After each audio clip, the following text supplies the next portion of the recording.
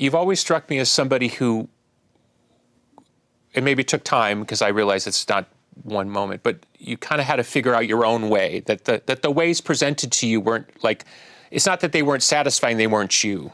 And then over time you created almost like hybridity.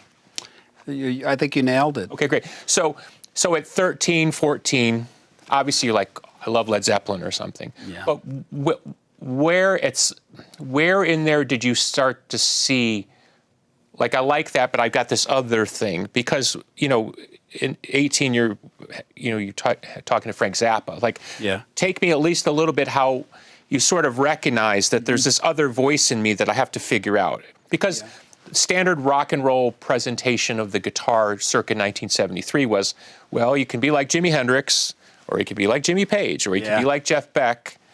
But you've always struck me as somebody who didn't quite find yourself in the given modalities. Yeah. Does that make sense? I never felt good enough to be in, like those guys. But obviously it wasn't a chops issue, so... No, I think for me, I was more interested in composing before I started playing the guitar. I was probably about 5, 6 years old when I hit a piano for the first time. Yeah. And I realized the notes go higher and lower, and I had like a little epiphany. Yeah. And it was, if you understand how to write or navigate this language, you will have control over vast ideas.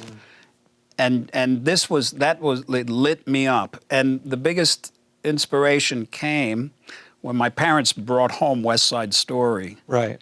There was historical orchestration with Bernstein and Stephen Sondheim. Great melody, great story, had gangs in it, and tension and love interests and resolve and all this great stuff. So, and I was 4, So that was what I really knew I wanted to do, was compose. So I had this high information, and I started studying.